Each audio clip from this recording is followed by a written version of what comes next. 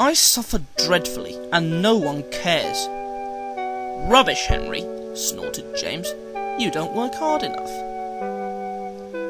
Henry was bigger than James, but smaller than Gordon. Sometimes he could pull trains. Sometimes he had no strength at all. The Fat Controller spoke to him too. "You are too expensive, Henry. You've had lots of new parts and new paint too, but they've done you no good. If we can't make you better, we must get another engine instead of you." This made Henry, his driver, and his fireman very sad. The Fat Controller was waiting when Henry came to the platform. He had taken off his hat and coat and put on overalls. He climbed to the footplate and Henry started. "Henry is a bad steamer," said the fireman. "I build up his fire, but it doesn't give enough heat."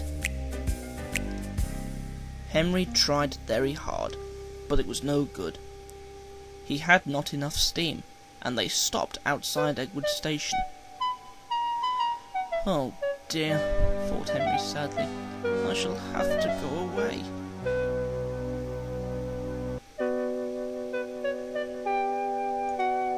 Edward took charge of the train. Henry stopped behind.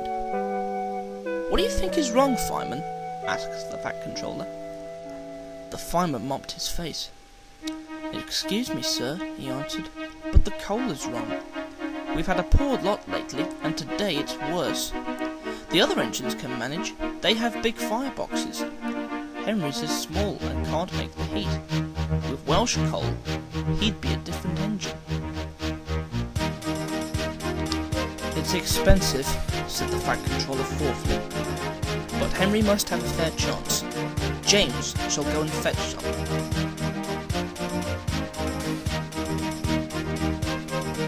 When the Welsh coal came, Henry's driver and fireman were excited.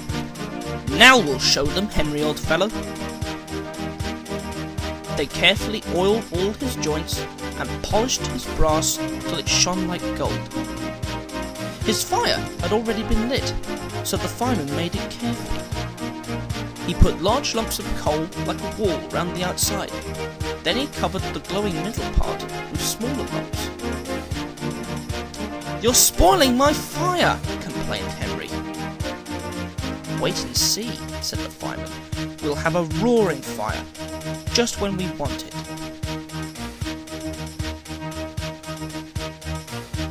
He was right. When Henry reached the platform, the water was boiling nicely, and he had to let off steam to show how happy he was. He made such a noise that the Fat Controller came out to see him. "How are you, Henry?" "Peep, peep, peep," whistled Henry. "I feel fine." "Have you a good fire, driver?" "Never better, sir, and plenty of steam." "No record breaking," warned the Fat Controller, smiling. "Don't push him too hard." "Henry won't need pushing, sir. I'll have to hold him back."